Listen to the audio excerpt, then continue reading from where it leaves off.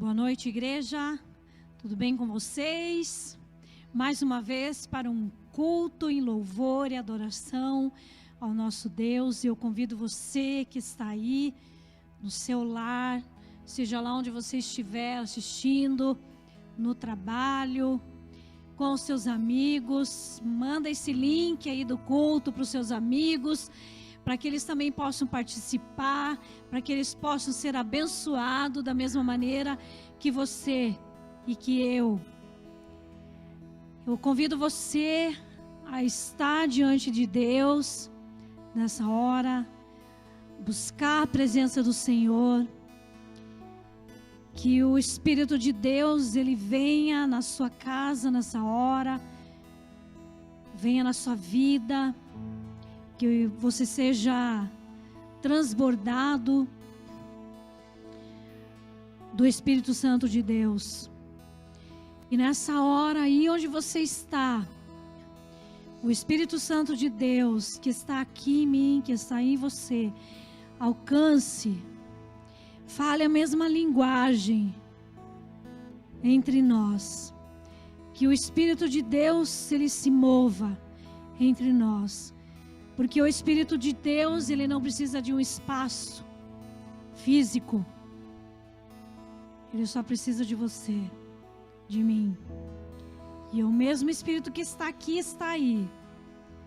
Então vamos louvar a Deus. Vamos invocar o nome do Senhor Jesus. Vamos adorar o Senhor Deus. Porque Ele tem sido a nossa força, a nossa fortaleza. Chame o Senhor para sentar com você. Convide sua família. E ore, porque não há nada melhor. Não há nada igual. E não há nada melhor do que estar na presença do Senhor.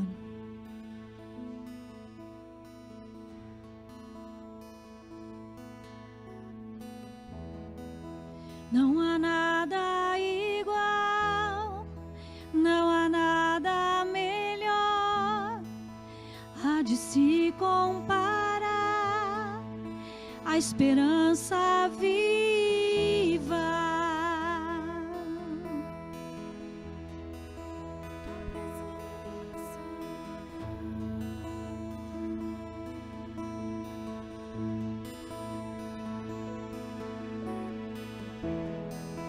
Eu provei e vi o mais doce amor que liberta o meu ser e a vergonha desfaz. Tua presença,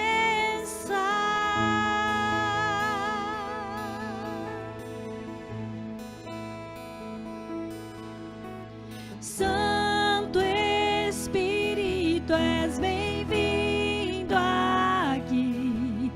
Vem inundar, encher este lugar.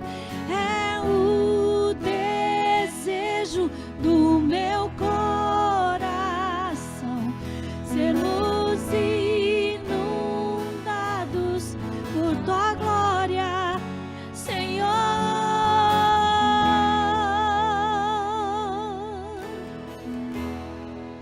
Que você seja cheio do Espírito Santo.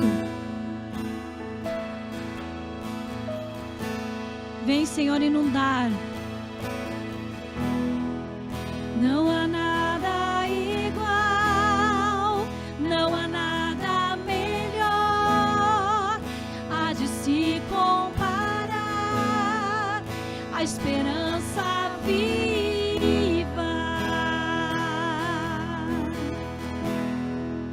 Tua presença, tua presença.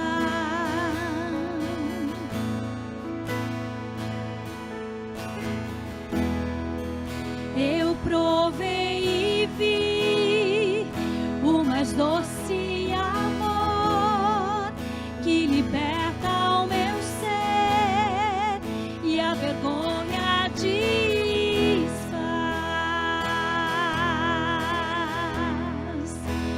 presença, Deus.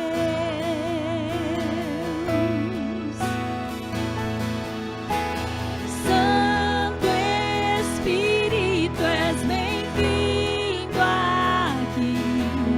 Vem inundar, encher este lugar.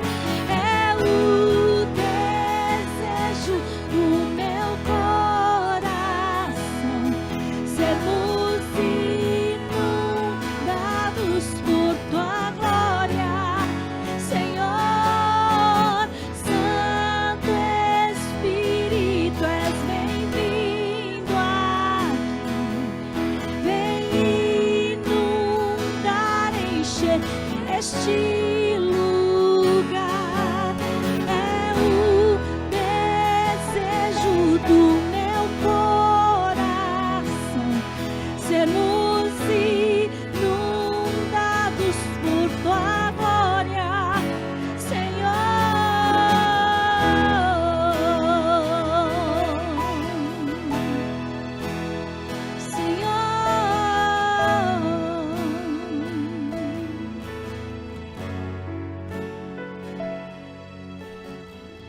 vamos provar o quão real é tua presença. Vamos provar da tua glória e bondade. Vamos provar o quão real é tua presença. Vamos provar da tua glória e bondade. Vamos provar o quão real é tua presença. Vamos provar da tua glória e bondade, Senhor.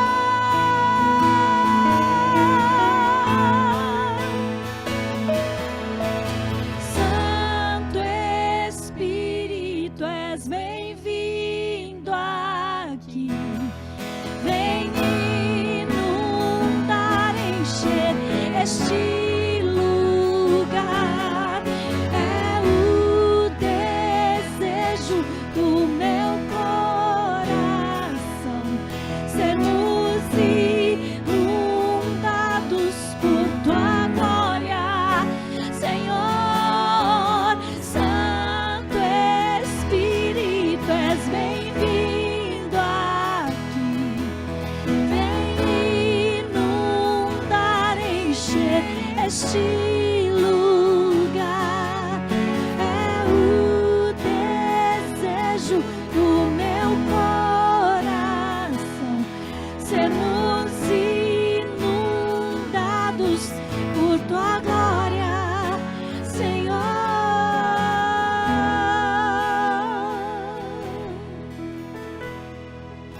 Senhor,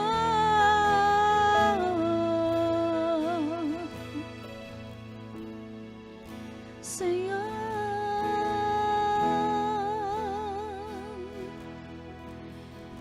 Jesus, nós te rendemos glória, te rendemos honra. Convidamos o Senhor a estar conosco, Pai. Guarda, Deus, o nosso coração, a nossa mente somente para o Senhor nesse tempo. Que o Senhor seja louvado e adorado, Deus. Que o Senhor vá ao encontro de cada coração nessa hora, Jesus, que está assistindo este culto, Pai. Que o Senhor vá nos corações feridos. Que o Senhor vá naquele coração, Deus, que está perdido. Que o Senhor já vá fazendo, Deus, aquilo que precisa ser feito. Que o Teu Espírito Santo vá trabalhando, Deus, naquilo que precisa ser trabalhado. Vá mudando, Deus, os pensamentos que precisam ser mudados. Deus, que o Senhor nos encha, que o Senhor faça a sua glória resplandecer aí neste lugar, nesses lares que neste momento estão assistindo, nessas pessoas, Deus, que estão assistindo. Que o Senhor vá de encontro, Deus, ao coração de cada uma. O Senhor conhece cada coração, cada vida. Então nós oramos para que o Senhor esteja indo lá e fazendo a sua obra. A obra que o Senhor quer fazer. Amém. Amém. Glória a Deus. A gente tá, já que vocês estão aí ao vivo, se você tiver algum pedido de oração, você pode colocar aí, faz o pedido aí, os meninos lá atrás vão olhar, passam para nós e nós vamos orar por você, seja qual for a tua necessidade, pede aí que nós vamos orar no final do culto por cada um que fez o seu pedido, né? Nós cremos num Deus de milagre. Nós estamos longe, mas nós estamos perto e nós sabemos que o Deus pode curar, seja qual for a distância. Amém?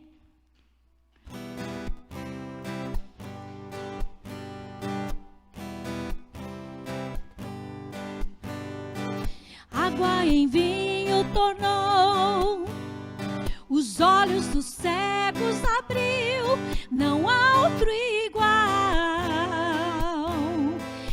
a Deus.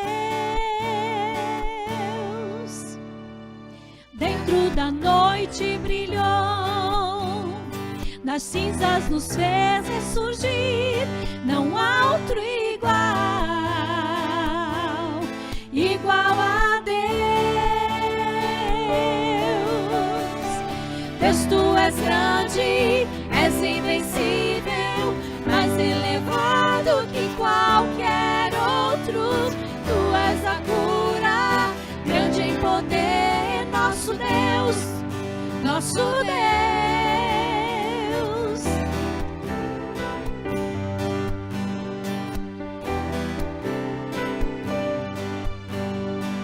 Água em vinho tornou, os olhos dos cegos abriu, não há outro igual a Deus. Dentro da noite brilhou, das cinzas nos fez ressurgir, não há outro igual a Deus. Deus, tu és grande, és invencível, mais elevado que qualquer outro. Tu és a cura, grande em poder, nosso Deus, nosso Deus.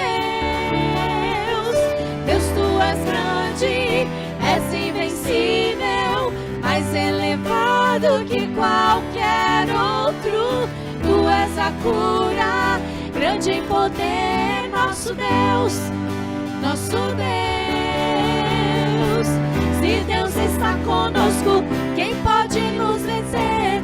Se Deus está conosco, não há o que temer. Se Deus está conosco, quem pode nos deter? Se Deus está conosco, não há o que temer. Não há o que temer. Deus, tu és grande, és invencível, mais elevado que qualquer outro. Tu és a cura, grande em poder, nosso Deus, nosso Deus. Deus, tu és grande, és invencível, mais elevado que qualquer outro. Tu és a cura, grande em poder, nosso Deus, nosso Deus.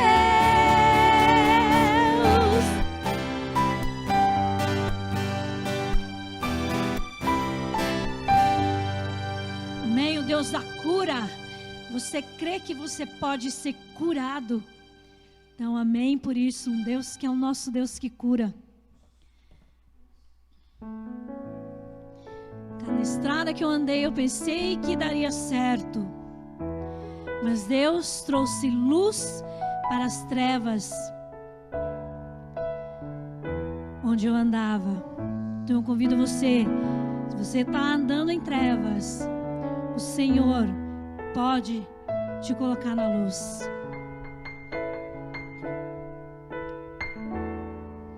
Cada estrada em que eu andei, eu pensei daria certo. Toda a terra em que habitei terminou em um deserto. Quando Deus achou-me em trevas, disse: haja luz. Quando Deus achou-me em guerras, disse: haja paz. Quando Deus achou-me em densas nuvens de tribulação, fez nascer um arco-íris no céu do meu coração. Toda vez que eu tive sede, Ele deu-me de beber. Água viva, deu-me de beber. Água viva, deu-me de beber.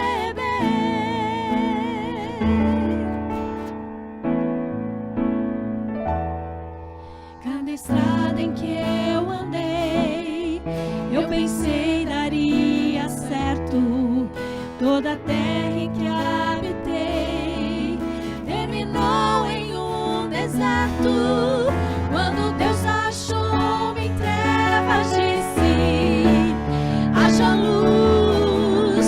Quando Deus achou-me em guerras, disse: haja paz. Quando Deus achou-me em densas nuvens de tribulação, fez nascer um arco-íris no céu do meu coração. Toda vez que eu tive sede, Ele deu-me de beber. Água viva, deu-me de beber. Água viva, deu-me de beber. Água viva, deu-me de beber. Água viva, deu-me de beber. Amém. O Senhor é a água viva que mata a sua sede. Então convido você, vá para as águas, mergulhe nas águas que o Senhor tem para você. Não fique na canela, no joelho. Mergulha porque Deus tem muita coisa para nós. Quando nós mergulhamos na palavra dele, nós matamos a nossa sede. E é só Ele que pode matar a nossa sede. Só Ele que pode matar a nossa fome. Quando nós ficamos dias sem comer, nós começamos a ficar fracos, debilitados. E quando nós ficamos tempos sem ler a palavra, nós também começamos a ficar enfraquecidos. Então eu convido você, mergulhe na palavra, para que você não tenha sede da palavra, para que você não sinta fome. Que o Senhor seja tudo para mim, que o Senhor seja tudo para você, que essa canção realmente seja aquilo que você quer, aquilo que você deseja. Eu convido você a cantar realmente as palavras e dizer para o Senhor: Senhor, és tudo para mim, tudo para mim. Eu não quero mais nada além do Senhor, porque é o Senhor que me faz feliz, é o Senhor que me sustenta, é o Senhor que me levanta, é o Senhor que me acode, é o Senhor que me levanta quando eu estou caído, é o Senhor que me traz alegria quando eu estou triste. E esse mesmo Deus que eu creio é o Deus que você crê, ou é o Deus que você pode crer. Vamos cantar. que essa música seja as tuas palavras. Você declare onde você está: Senhor, és tudo para mim.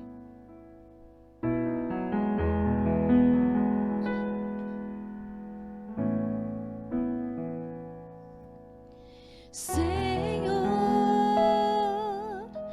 és tudo para mim, maior do que as riquezas deste mundo. És meu Deus, és tudo que tenho, Deus fiel.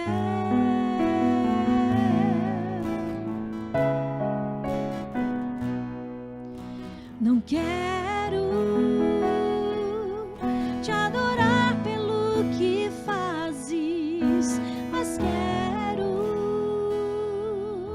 te adorar pelo que és, ainda que nada eu tenha a ti.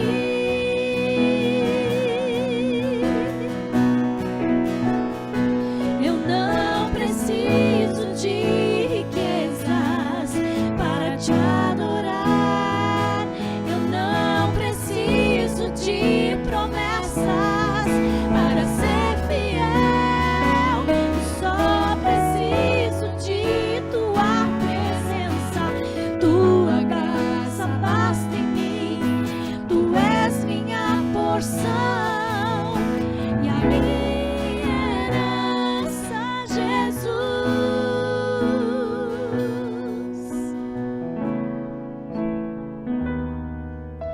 Senhor, declara ao Senhor: és tudo para mim, maior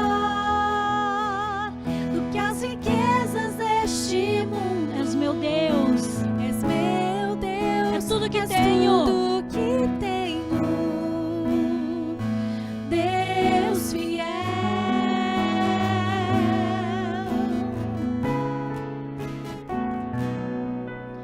Não quero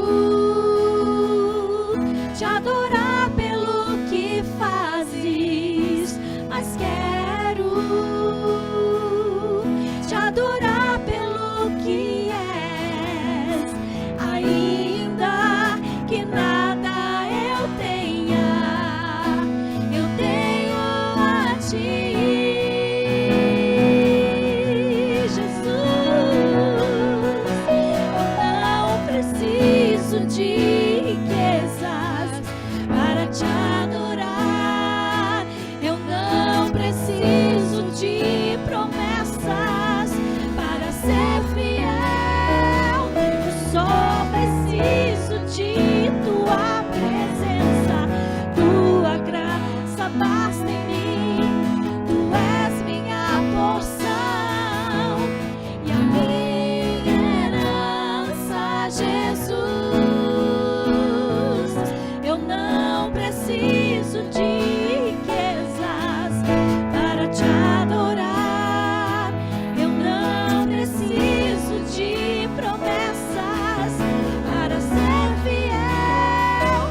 Eu só preciso de tua presença. Tua graça basta em mim. Tu és minha porção e a minha herança, Jesus. E a minha herança, Jesus. E a minha herança, Jesus.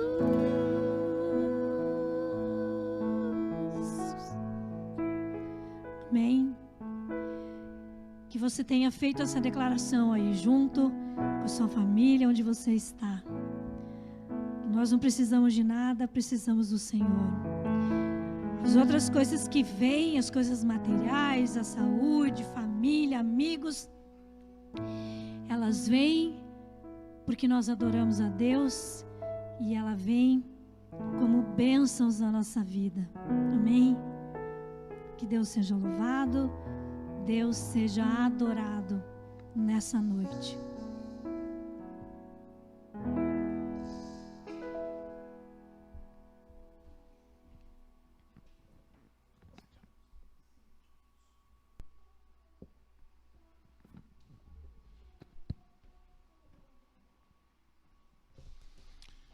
Boa noite, irmãos, amigos. Paz do Senhor para todos vocês. Louvamos a Deus pela vida de cada um que faz parte desta comunidade, destes que estão neste momento acompanhando o culto e prestando culto a Deus. Que cada música dessa, cada canção possa de fato ter tocado o seu coração e que você possa realmente expressar isso a Deus em adoração. Queremos deixar um recado importante para a igreja. No próximo domingo, é o primeiro domingo de maio, nós vamos fazer a ceia do Senhor nos moldes como fizemos da última vez. Então já quero aproveitar e convidá-los a preparar os elementos lá na sua casa, com a sua família, para que você possa participar. Nós vamos fazer aqui e você vai fazer na sua casa, com a sua família, né, junto com aqueles que fazem parte do seu núcleo familiar, celebrar a ceia do Senhor. Algumas pessoas têm perguntado sobre quando nós vamos voltar com o culto presencial. Ainda não temos uma definição, então eu diria para vocês, vamos continuar fazendo transmissão até a gente ter uma convicção do tempo certo. Queremos orar agora e colocar pedidos que vocês mencionaram aí também, colocar diante de Deus. Quero convidá-los a baixar sua cabeça, onde você estiver, fechar os seus olhos, levar os seus pensamentos para Deus e pedir que Ele venha ao encontro do nosso coração e contemplar as necessidades das nossas vidas. Oremos. Deus querido, Deus amado, aqui estamos nós, mais uma vez. Nosso coração diante do Senhor, de adoração, um coração de servo, um coração de quem reconhece que Jesus Cristo é o único e suficiente Salvador. Aqui como igreja, como irmãos, nós prostramos-nos diante, colocamos as nossas vidas, reconhecemos nossos pecados, confessamos nossos pecados, sabedores que somos de que o sangue de Jesus Cristo nos purifica e nos perdoa. Então, diante do Senhor, nós pedimos a Tua graça abundante sobre nossas vidas. Colocamos diante do Senhor nossas famílias, as famílias dos nossos irmãos, amigos, colocamos as crianças, colocamos os filhos, lembramos diante do Senhor agora o Lucas e o Bruno, colocamos diante do Senhor todos aqueles que precisam de um toque do Teu Santo Espírito em suas vidas, colocamos diante do Senhor todos aqueles que estão enfermos, amigos, parentes, conhecidos, pessoas que estão nesse momento derramando diante do Senhor os seus corações, pedindo milagre, pedindo cura, pedindo conforto. Pedimos por aqueles que têm necessidades materiais, por aqueles que necessitam pôr comida na mesa, que precisam de trabalho, por aqueles que estão carentes, Senhor, de um suprimento material. Sabemos que o Senhor não deixa os seus filhos passar necessidade, e nós pedimos então que o Senhor os visite, que o Senhor toque no coração de todos aqueles que têm abundância, para que possa também compartilhar. Venha falar aos nossos corações agora, pela Tua palavra, pela boca do Teu servo. Assim nós oramos, nós pedimos, e desde já agradecemos em nome de Jesus. Em nome de Jesus. Amém. Tenho o prazer de trazer o Alexandre para ele compartilhar a palavra de Deus conosco nesses próximos momentos. Que Deus abençoe a vida de todos vocês e abençoe, Alexandre, e você. Cuidados de pandemia pedem que a gente tenha, inclusive, cada um o seu microfone. Até nisso a gente atenta nesses cuidados nesse tempo. Boa noite, igreja. Boa noite a cada amigo. Boa noite, inclusive, a cada familiar.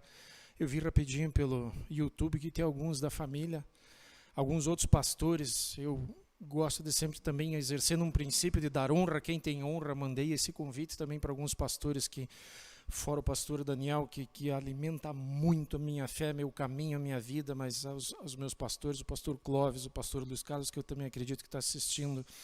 Um abraço com muito carinho a todos vocês. Igreja, eu não tenho coragem de parar na frente desse púlpito aqui e parar na frente de vocês sem primeiro fazer uma oração. Então eu queria pedir bem rapidinho que mais uma vez você baixe a tua cabeça, aí onde você está, para que a gente possa entregar agora esse tempo e essas palavras, que seja feita a obra que só Deus pode ter planejado para as nossas vidas. Amado Deus, amado Pai, como eu sempre peço em toda reunião onde nós participamos, cuida dos nossos corações. Que esse tempo agora seja um tempo do derramar da Tua graça e do transformar. Que seja um tempo onde o Teu Espírito tenha liberdade, como nós pedimos agora há pouco quando nós cantamos. Santo Espírito, seja bem-vindo nesse lugar. Seja bem-vindo nas nossas casas, seja bem-vindo no nosso coração. Para que tudo aquilo que precisa ser transformado seja transformado. Para que tudo aquilo que precisa ser reforçado e melhorado também seja. Mas principalmente que essas palavras encontrem solo fértil nos nossos corações. Que não sejam como sementes lançadas aonde os pássaros vão levar. Que não sejam sementes lançadas aonde os espinhos vão afogar. Que não sejam sementes lançadas aonde as tristezas e as dificuldades da vida vão secar as raízes que não são profundas, Deus. Que o nosso coração seja solo fértil para todas essas verdades que a Tua voz vai falar, Deus, e não a minha boca. É só isso que eu te peço, Pai. Abençoa-nos a todos com a Tua palavra e nada do que eu queira falar, pelo poder do nome de Jesus. Amém, igreja? Bom, Sana, esse tempo de pandemia eu tenho andado bastante, pensado bastante, conversado muito com diversos textos e a gente sempre anda, eu penso muito, a gente anda procurando muitas respostas em todo lugar onde a gente vai. E para começar esse texto, eu queria que você abrisse a Bíblia no livro de Hebreus, no capítulo 13, no versículo 7. Hebreus 13, 7. Por que eu gosto às vezes de conversar com os textos? Porque eu gosto às vezes de ficar imaginando como algumas coisas aconteceram. Qual foi a cara de Zaqueu em cima da árvore, quando ele estava olhando? E às vezes qual foi até a reação de Jesus quando viu aquele baixinho em cima da árvore, Jesus dizendo, manda descer. Quando Jesus confrontava Pedro com algumas situações, com alguns argumentos, eu também ficava olhando assim, nossa, o que isso quer dizer? Como que esse povo reagiu? Então, por isso que eu gosto de conversar com o texto, e quando eu leio um texto como esse que está aqui, lembrai-vos dos vossos guias, os quais vos pregaram a palavra de Deus, e considerando atentamente o fim da sua vida, imitai a fé que tiveram. Eu gosto também de conversar com o texto, porque a própria Bíblia nos ensina, em Romanos 15, 4, que tudo quanto outrora foi escrito para nosso ensino, a fim de que pela paciência e pela consolação das Escrituras tenhamos esperança. Tudo quanto foi escrito para nosso ensino. E depois a gente fazendo uso disso e o estudo disso com paciência, absorvendo e tendo consolação, a gente mantém a nossa esperança. E eu fico olhando, considerando atentamente o fim. Por que o fim? Aí eu fui buscar outros textos e outras versões. Inclusive, achei um texto na versão da NTLH, nova tradução da linguagem de hoje. Lembre-se dos seus primeiros líderes espirituais. Lembre-se dos seus mestres. Lembre-se dos seus pastores. Lembre-se daqueles que anunciaram a mensagem de Deus a vocês. Esses textos mudam de acordo com a versão que a Bíblia que você estiver lendo. Mas o texto continua aqui. Pense como eles viveram e como eles morreram. E imitem a fé que eles tinham. Então, pensando nesse texto e justamente do que a gente presta atenção, do que a gente deve cuidar atentamente ao fim, eu chego à conclusão, e é essa mensagem que eu queria compartilhar com todo mundo, que tão importante quanto a maneira como nós começamos, é a maneira como nós vamos terminar a nossa caminhada de fé. E pensando nisso, que eu queria deixar uma mensagem hoje, cujo tema poderia ser colocado como terminando bem. Porque não adianta só começar bem, a gente precisa terminar bem, até porque a vida cristã não é uma corrida de 100 metros. A nossa vida está mais para uma maratona do que para uma corrida, onde tem uma largada, numa descarga de energia absurda, e os corredores às vezes até mantêm o movimento, mantêm as forças, e de repente chega e aquilo acabou, e às vezes a corrida de 100 metros é tão rápida, que demorou até menos do que esse tempo que eu fiquei falando. Uma corrida dessas dura 10 segundos. Agora uma maratona são 42 quilômetros. Inclusive tem amigos maratonistas que estão assistindo aqui também. Você sabe como é importante o ritmo, a cadência, o cuidado, a hidratação. É um caminhar passo a passo para você chegar lá no final e atingir o objetivo que é completar a maratona. E pensando justamente, mas como a gente pode terminar bem? Eu acabei me lembrando de uma frase que me segue desde o ano de 1988. A frase foi colocada pelo meu pai numa lembrancinha que foi impressa quando meu avô faleceu, e tinha uma foto do meu avô e logo abaixo o versículo que a Bíblia nos coloca em 2 Timóteo 4:7. Combati o bom combate, completei a carreira e guardei a fé. Desde o ano de 88, essa frase me segue. Porque isso eu guardei para mim como, às vezes, algum dos princípios fundamentais para que a gente possa terminar bem. O apóstolo Paulo leu e deixou registrado, ele escreveu essas frases depois que ele já tinha uma condenação de morte. Como cidadão romano, ele iria ser decapitado, mas na prisão, praticamente numa despedida, diria às vezes num santo orgulho, ele deixa essa declaração: eu combati o bom combate, eu completei a carreira, guardei a fé, eu terminei bem. Então são sobre esses 3 tópicos que eu gostaria de conversar e deixar às vezes uma mensagem, que essa mensagem, inclusive nesses tempos de pandemia, isso tem me acompanhado muito, nesses tempos inclusive trazendo luz e trazendo esperança. E começando com a parte do bom combate. Combati o bom combate. O bom combate? Como assim o bom combate? Existem combates ruins? Já vamos chegar neles. Mas o que é o bom combate? O bom combate a gente pode ter, inclusive, uma ideia a respeito desse bom combate quando a gente começa a analisar a forma que nós encaramos o combate. Porque o começo de toda a luta e de toda a dificuldade que a gente vai ter é como a gente enxerga esse combate que a gente vai ter. E olhando nos sinônimos que a gente tem das traduções, a gente tem materiais em grego que a gente tem para estudo no seminário que a gente usa e nos trabalhos, até para esses trabalhos de pesquisa. Essa palavra do bom combate, registrada no original grego, é a palavra kalos. E é uma palavra traduzida com diversos significados que eu queria colocar alguns deles aqui só. Kalos significa bonito, gracioso, excelente, escolhido, insuperável, precioso, proveitoso, apropriado, recomendável e admirável, e a lista ainda vai longe. Aí você imagine você tendo um combate gracioso, excelente, admirável, desejável. Esses são os combates que nós deveríamos ter na nossa luta, na nossa vida cristã. E é a forma que nós deveríamos enxergar esses combates, porque combates são inevitáveis. Desde que a gente passa a se conhecer por gente, a gente tem combate. Ainda mais depois que a gente se torna cristão. Quando a gente passa justamente a aceitar Jesus como Senhor e Salvador da nossa vida, tem algumas coisas que às vezes pioram. Quem luta por nós, quem luta conosco, nos traz uma nova perspectiva de vida, mas algumas lutas só aumentam. Porque a partir do momento que você dá as costas para aquele que te levava uma vida que não tinha fruto, que te levava uma vida de perdição, e você dá as costas para ele, esse é o meu Jesus, é esse que eu vou seguir, é com ele que eu ando, acho que ele vai deixar passar em branco, vai ficar quieto. Não, a partir desse momento, mais um inimigo é conseguido na nossa caminhada. Mas e por que a gente precisa ter uma vida de combate? Por que a gente precisa ter uma vida de vitória? Inclusive, uma vida de vitória sugere, como às vezes muitas pessoas que não querem ter combate, uma vida de vitória até uma contradição com algumas situações, porque você só pode ter vitória se você tem luta. Se você não tem luta, se você quer uma vida onde não tenha luta, você quer sossego. Você não quer uma vida aos pés da cruz. Inclusive pelos desafios que são deixados na palavra de Deus para nós. Amai-vos como eu vos amei.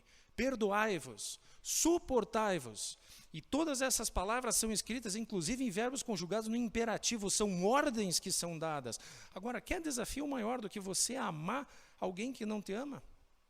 No amor ágape de Deus, um amor absolutamente incondicional. Ame o teu inimigo, ore pelo teu inimigo. Perdoe o outro. Perdoa independente do que ele fez, não interessa o que ele fez, a tua ordem é perdoar. Suportai-vos uns aos outros. E suportai-vos nos dois sentidos da palavra, de você inclusive aguentar as limitações e suportar como uma coluna suporta uma viga, e você também dá suporte para aquela pessoa, para que ela cresça no amor, na fé e na vida e nos sonhos que Deus tem para a vida dela. Se isso não é um desafio, se só por isso já não é um combate, não sei o que seria. Mas por que a gente precisa ter uma vida de vitórias com um bom combate? Porque nós crescemos na tribulação, é no combate que a gente cresce. Como está escrito em Tiago, capítulo 1, versículos 2 a 4. Meus irmãos, considerem motivo de grande alegria o fato de passarem por diversas provações. Em outras versões está por grandes tribulações. Pois vocês sabem que a prova da sua fé produz perseverança. E a perseverança deve ter uma ação completa, a fim de que vocês sejam maduros e sejam íntegros, sem que lhes falte qualquer coisa, sem que falte coisa alguma na tua história. Para qualquer pessoa que tenha um pouco de cabelo branco, e você perguntar, quando você cresceu mais, quando você aprendeu mais? Na bonança ou no desafio? Eu duvido que você ache alguém que tenha dito, eu aprendi na bonança. A natureza dá exemplos. É como uma árvore que vai crescendo e precisa ser podada. Se tem um galho doente, precisa ser podado. Se tem um galho com uma erva de passarinho, precisa ser podado. Às vezes até os frutos precisam ser podados, porque se tem muito fruto, às vezes no mesmo galho, pode quebrar e pode comprometer a árvore inteira. Ou se tem muitos frutos, os frutos ficam pequenos. Você precisa, às vezes, colher e tirar alguns frutos para deixar poucos, para que esses poucos sejam bons. Quem já trabalhou com colheita de maçã, como meus cunhados na Nova Zelândia, sabe disso. Os frutos, às vezes, também precisam de poda. É nessas horas de dificuldade, de corte, é na hora, às vezes, da dor. É como é falado no livro de Malaquias, na hora em que o ouro é purificado, é no fogo que o ouro é purificado, para que uma joia seja feita depois. É na tribulação que nós temos a chance de crescer. Mas a gente também pode ter lutas más. A gente também pode ter lutas desnecessárias. E olhando esse texto, eu até achei um pouco engraçado, fiquei pensando assim, sério que isso está escrito mesmo? Provérbios 26, 17, fala de uma luta inglória, de uma luta que é desnecessária. No texto está escrito que quem se mete em questão alheia é como aquele que toma pelas orelhas um cachorro que está passando. Você fica imaginando a cena, e bastante fácil de entender eu já fiz isso brincando com o cachorro, numa briga eu nunca fiz isso, mas se o cachorro está passando ali, fala pelas orelhas, você pega o cachorro pelas orelhas, assim, ele por trás, ele não consegue te morder, ele não consegue te atacar, ele não consegue te arranhar. Você tem controle absoluto da situação. Só que justamente, se tiver uma hora, aquele cachorro estiver brabo, aquele cachorro estiver brigando com você, tem uma hora que você tem que largar as orelhas do cachorro. E essa hora, meu querido, é uma hora de um grande problema para você, quando você se meteu em questão alheia onde você não foi chamado. Na família, na infância, eu ouvia muito falar assim, não meta o bedelho onde não te chamaram. Fique quieto.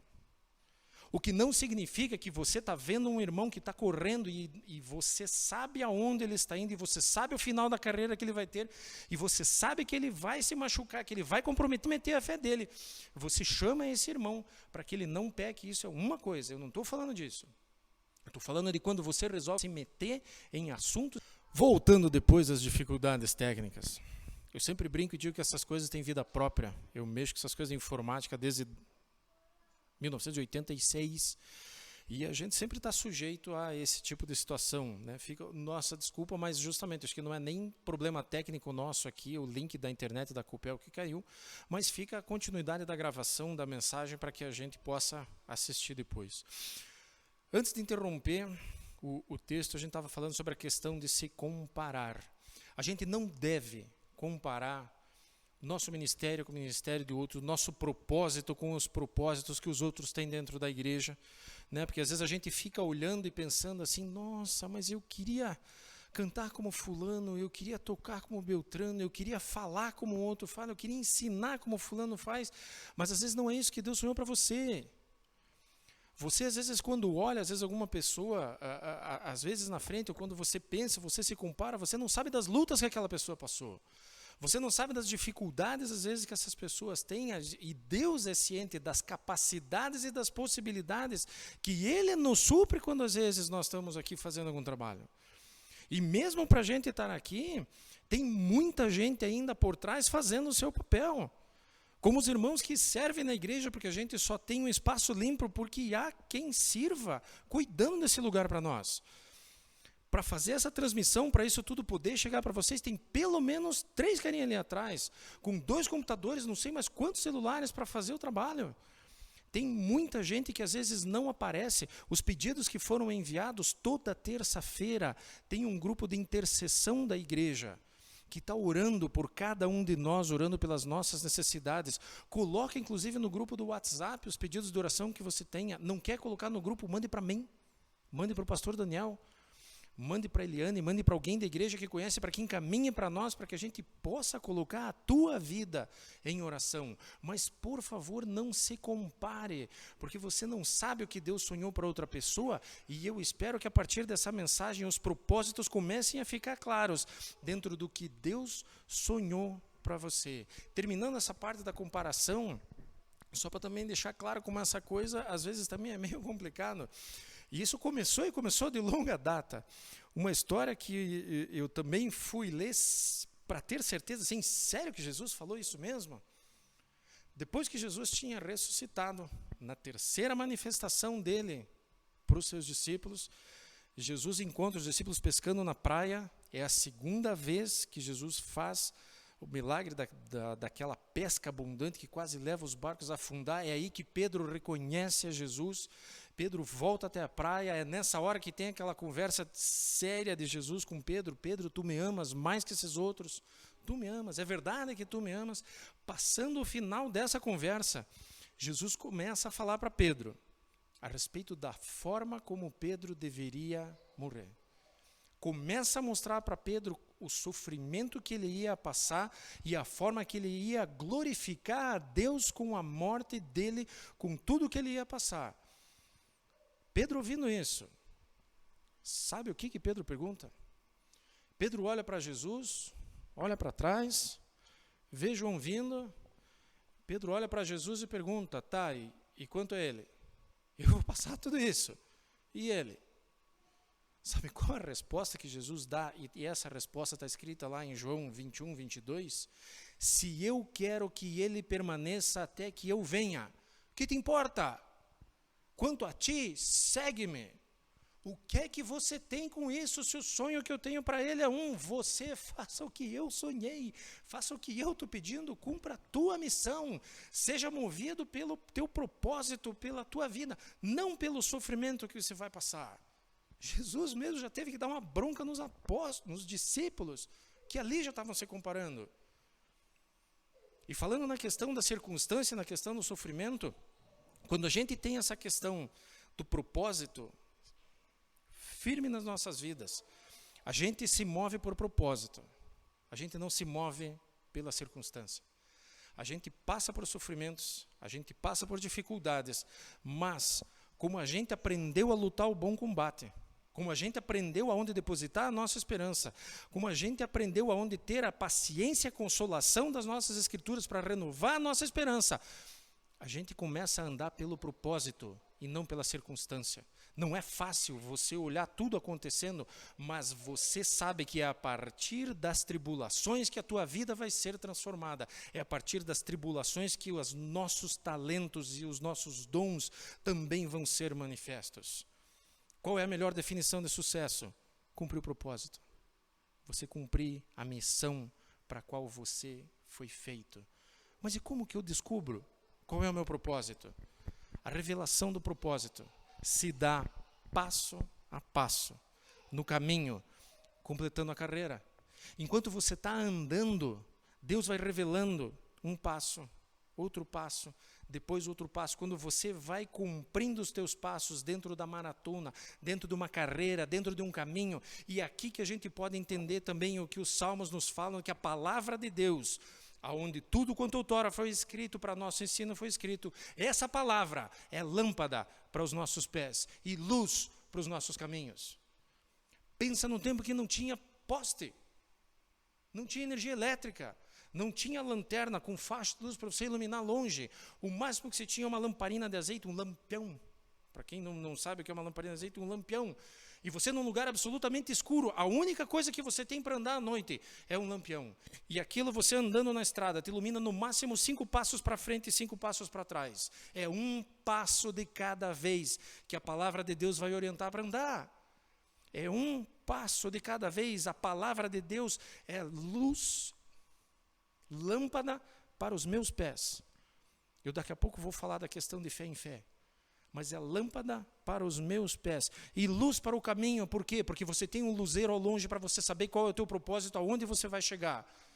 Como um farol que brilha à noite. E eu não vou cantar a música da Aline Barros.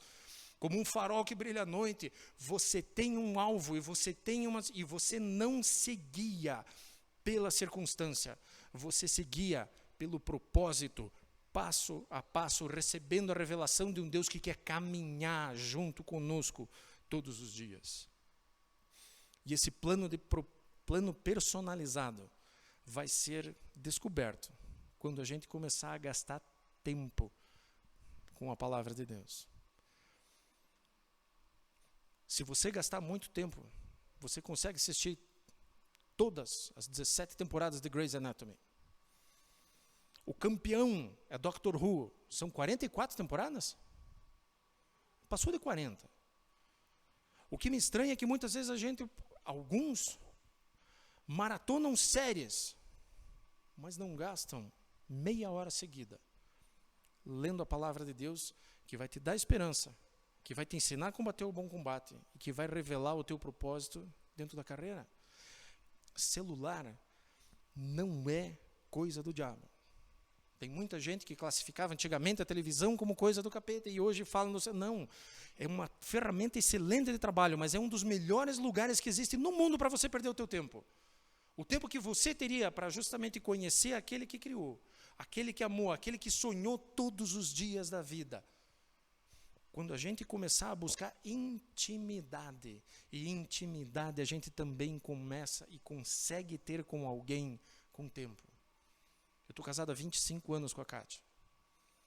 Conheço pessoas que já casadas há 30, 40, meus avós ficaram casados até os 60 anos de casamento.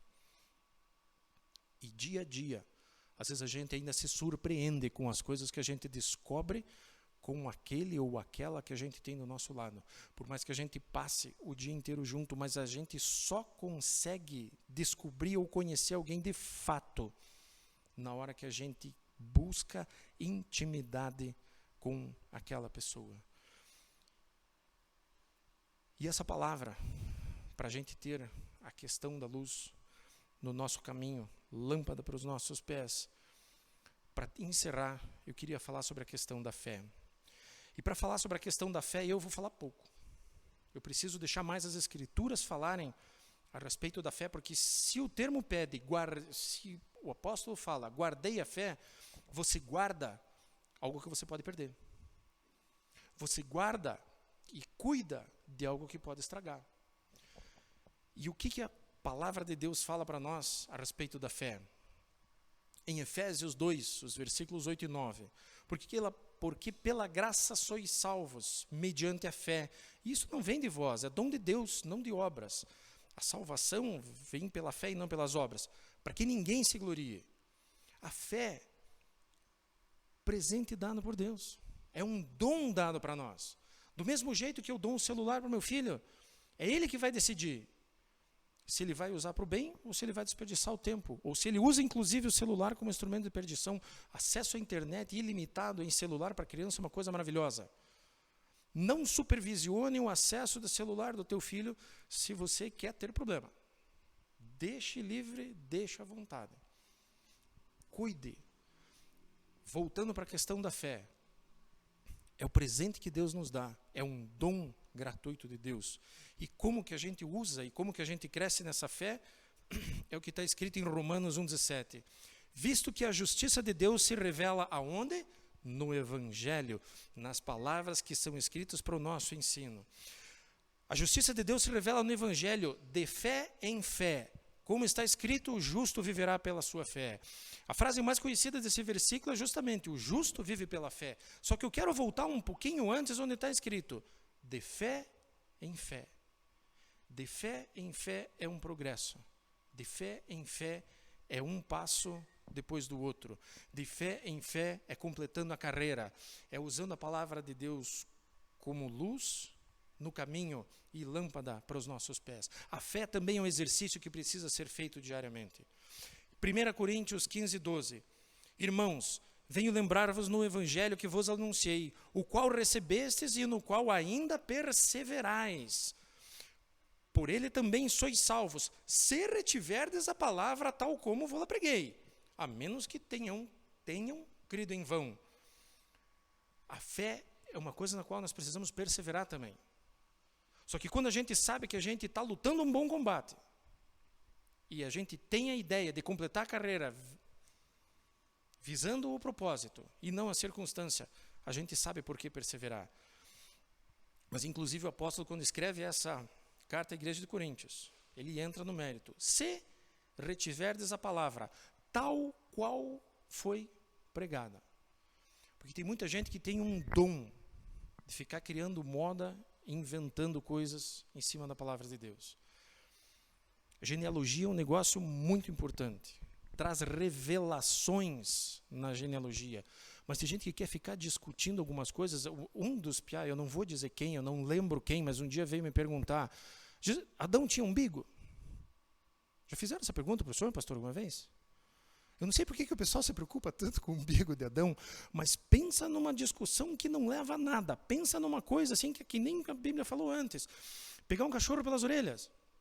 Não tem sentido você tentar ficar perdendo tempo em coisas que não têm sentido. Guarde a palavra da forma como ela foi pregada. Guarde a palavra da forma como ela de fato é, sem ficar questionando ou procurando, como às vezes o mundo fala, pelo em ovo ou chifre em cabeça de cavalo.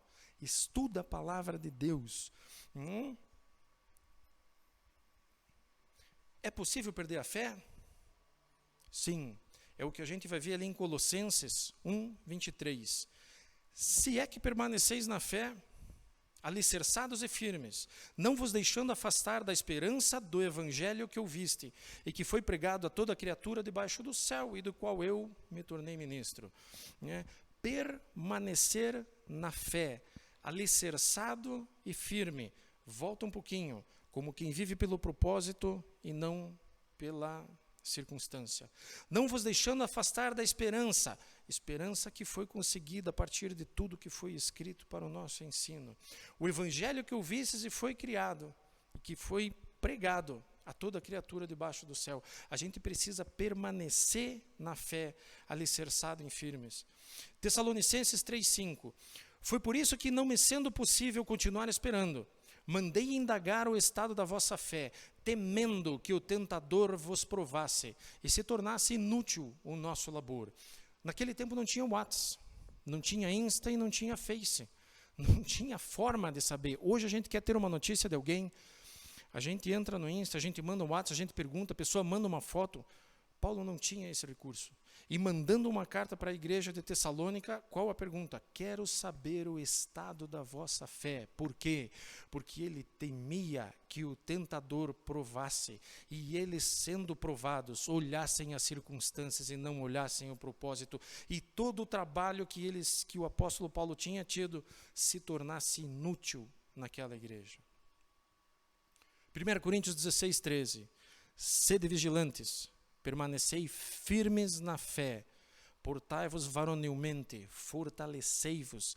Isso já está bem no finzinho da carta de Coríntios, ele deixando as últimas orientações, mas sede vigilante, seja firme, porque isso pode ser comprometido. Colossenses 2:5. Aqui às vezes até tem um elogio. Embora ausente quanto ao corpo, contudo, em espírito estou convosco, alegrando-me e verificando a vossa boa ordem e a firmeza da fé que vocês têm em Cristo. Paulo também há sempre a necessidade de exortar, mas também tem a necessidade de a gente elogiar as pessoas, né? Mas aí a gente chega às vezes em alguns anúncios um pouquinho piores, um pouquinho difíceis de ouvir. Porque às vezes a gente pode não só comprometer a nossa fé, a gente pode estragar. E eu quero às vezes partir na discussão a partir de 1 Timóteo 1,19. Em 1 Timóteo 1,19 está escrito: mantendo a fé e a boa consciência, porquanto alguns, tendo rejeitado a boa consciência, vieram a naufragar na fé. Quando um navio naufraga, ele leva muita coisa lá para o fundo. Não vai só o navio, vai a carga, às vezes vai até a tripulação. Quando você naufraga na tua fé, e eu não duvido que isso possa acontecer, senão não haveria esse recado, essa orientação. Quando a gente naufraga na fé, a gente pode levar muita gente junto com a gente também. E se a gente continuar falando essas questões a respeito de guardar a fé e de o que pode ser feito, ainda existem coisas piores que podem ser feitas, como você pode apostatar da fé, você pode se afastar da fé, negar a fé, desviar-se da fé. São todos termos que ainda existem dentro das palavras. E o último, perverter e arruinar a fé, que é o pior de todos, que é justamente a ideia do naufragar. Porque quando a gente perverte e arruina, a fé de outro fora a nossa. Mas como que a gente compromete a fé? Nós podemos comprometer a fé, e eu quero deixar uma ideia aqui, fazendo uma leitura bastante prática, que eu já fiz, e os meus alunos, meus adolescentes, cansam de me ouvir falar disso, e cansam de me ouvir falar essa leitura. Quando a gente se aproxima do pecado e quando a gente fica longe da palavra. Eu quero ler, eu tenho uma Bíblia na versão Nova Tradução na linguagem de hoje, mas eu quero ler para vocês o que aconteceu no capítulo 3 de Gênesis, e fazendo uma aplicação muito simples para a nossa vida de como nós podemos nos aproximar do pecado para se afastar da fé.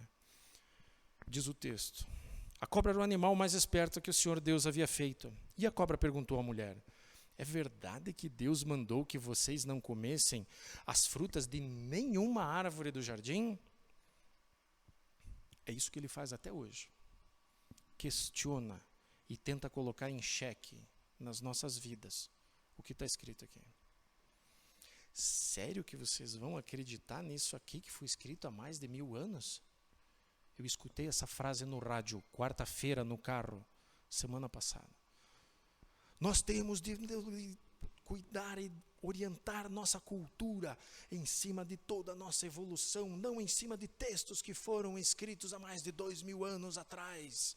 Era o que um professor muito conceituado falava na rádio, colocando em xeque as verdades que estão escritas aqui, distorcendo as coisas da carta de amor de Deus que está escrito para nós. Voltando para o texto, a mulher respondeu: podemos comer as frutas de qualquer árvore, menos a fruta da árvore que fica no meio do jardim. Até aqui estava certo. Deus nos disse que não devemos comer dessa fruta, nem tocar nela. Se nós fizermos isso, nós morreremos. Aqui Eva já tinha entendido tudo errado. Não sei se ela não entendeu corretamente ou se ela já tinha caído na armadilha do inimigo de começar a ter alguma distorção da ideia, mas ela já começou a distorcer as frases que estavam aqui. Mas, seguindo o texto, a cobra afirma: vocês não vão morrer coisa nenhuma. Deus disse isso porque sabe que quando vocês comerem da fruta dessa árvore, os seus olhos vão se abrir, e vocês serão como Deus, conhecedores do bem e do mal. E daí você sai com os teus amigos. E daí teu amigo chega, amigo entre aspas, chega e olha e fala para você: cara, dá só um traguinho aqui, faz 15 anos, não vai dar nada. É só um cliquezinho na internet, tua esposa não vai saber, ninguém vai ver que você está assistindo essas coisas. Não vai dar nada. Eu falo para os meus pequenos, a hora que alguém chegar e falar não vai dar nada, acenda 25 luzes vermelhas e 14 alarmes em cima da tua cabeça, porque vai dar alguma coisa. Faz milhares de anos que o diabo está fazendo exatamente isso. Vocês não vão morrer coisa nenhuma. É só mais um gole. E como continua o texto? E a mulher viu que a árvore era bonita e as frutas eram boas de se comer. Outra versão diz que as frutas eram desejáveis. E, continuando o texto, ela pensou como seria bom ter entendimento. E apanhou a fruta e comeu. E a deu a seu marido. E ele também comeu. E eu e você pagamos o preço até hoje. E você está na balada e você às vezes também está olhando, ou numa festa e você olhando, nossa, mas eles estão curtindo tanto.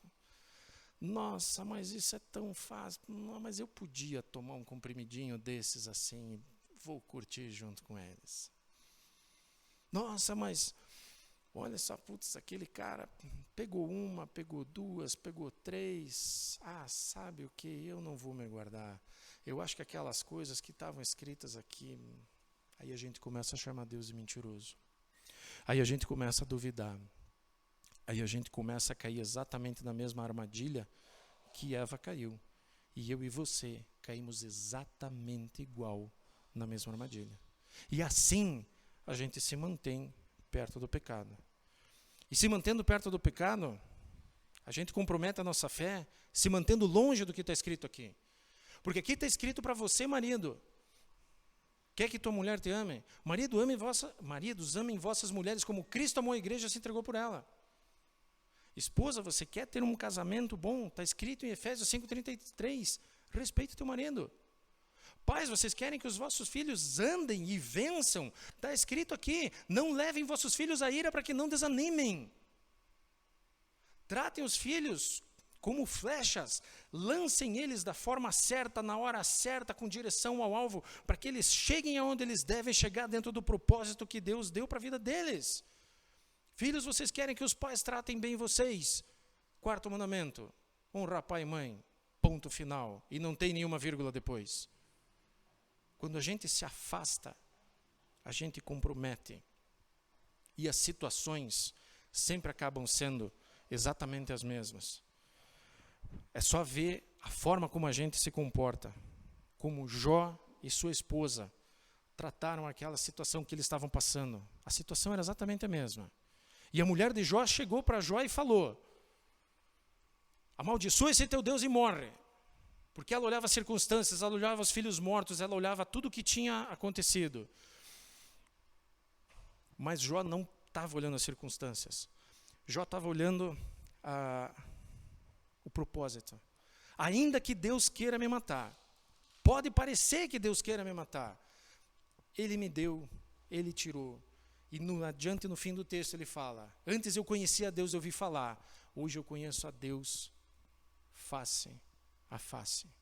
A situação é a mesma, é a forma que nós vamos nos comportar, guardando a nossa fé, completando a carreira, combatendo o bom combate. E para terminar, moçada, eu queria deixar uma mensagem para concluir, onde eu realmente acredito que Deus hoje está deixando um convite muito especial para cada um de nós.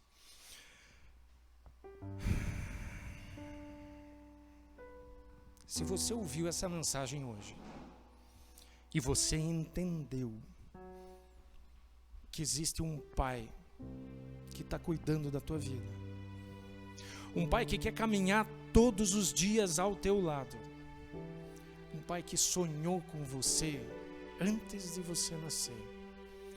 Se você entendeu isso, e você entendeu que existe um Jesus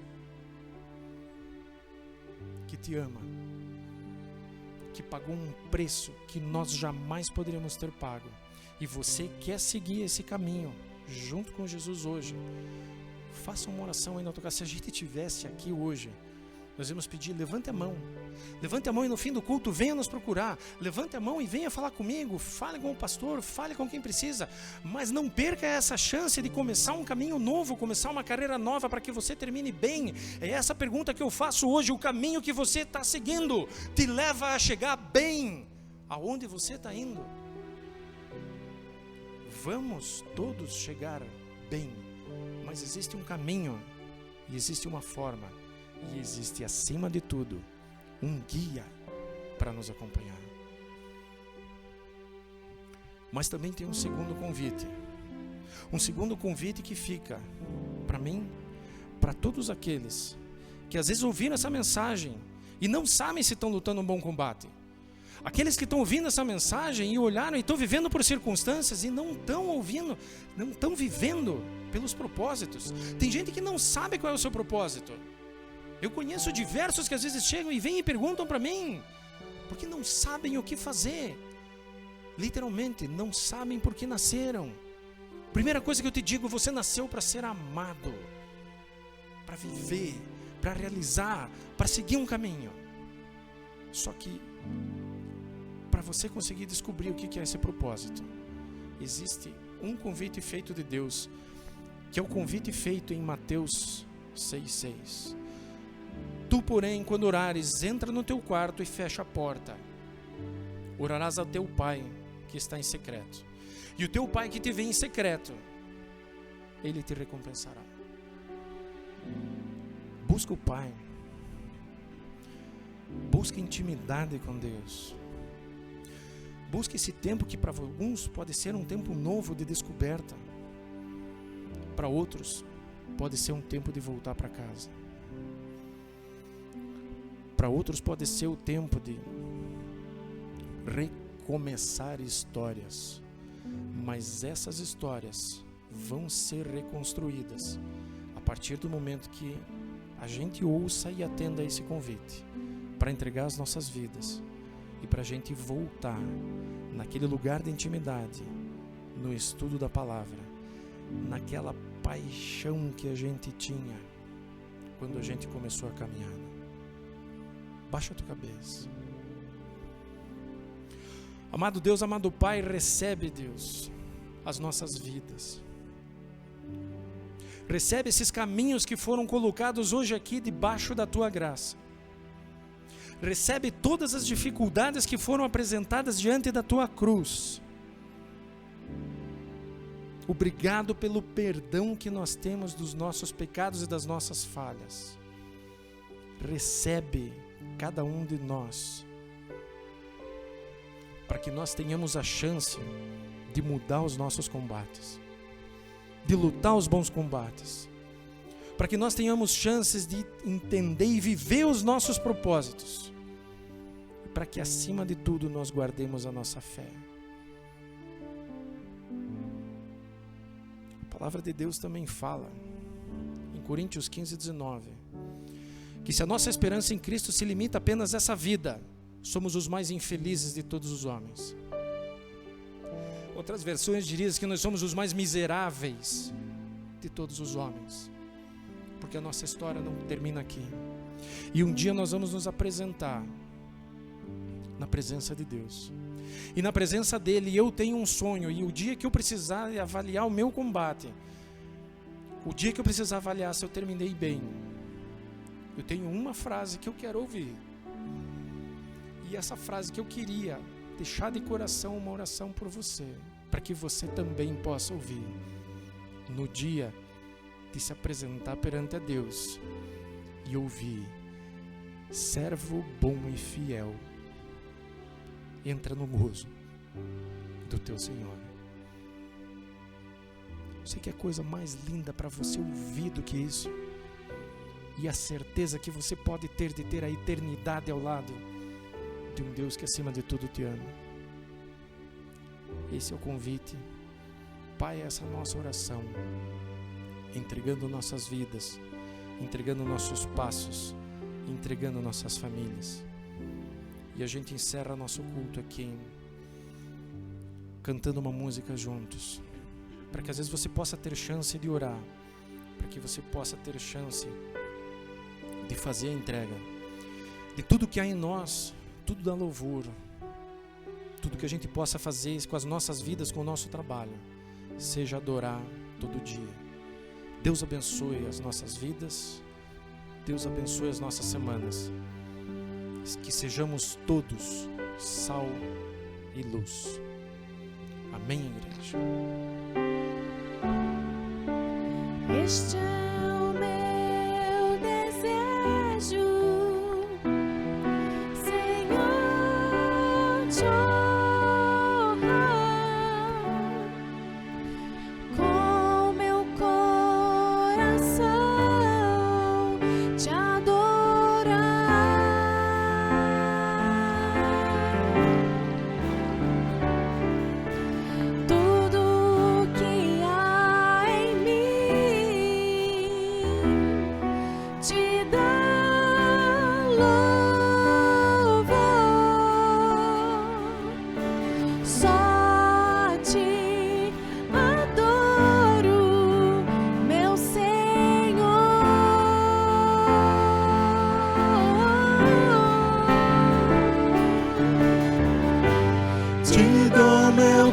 coração, te dou a minha alma.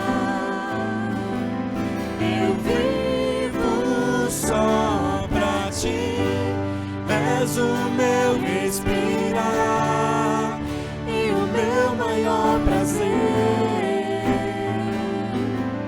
É a tua vontade em mim.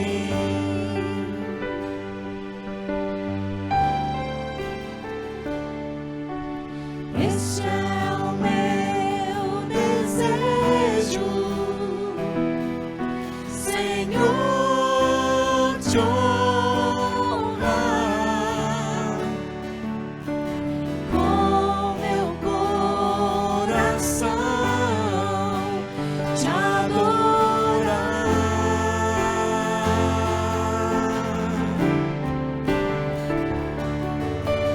Tudo que há em mim te dá louvor. Só a ti adoro, meu Senhor.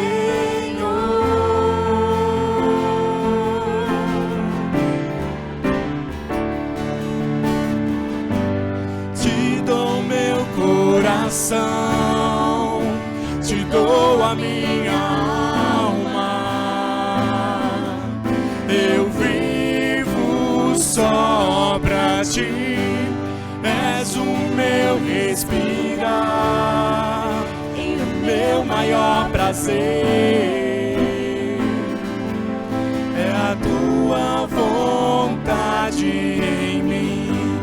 Te dou meu coração, te dou a minha alma.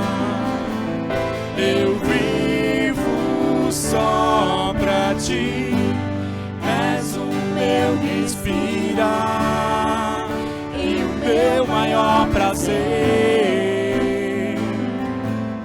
É a tua vontade em mim. Te dou meu coração, te dou a minha alma.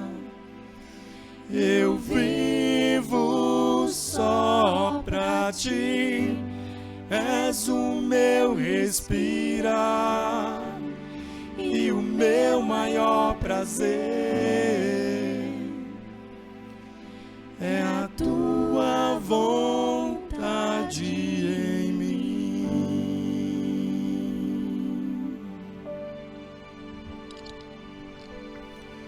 Deus abençoe a igreja. Que a vontade de Deus seja a nossa vontade todos os dias do nosso caminhar essa semana. Em nome de Jesus. Amém. Deus abençoe.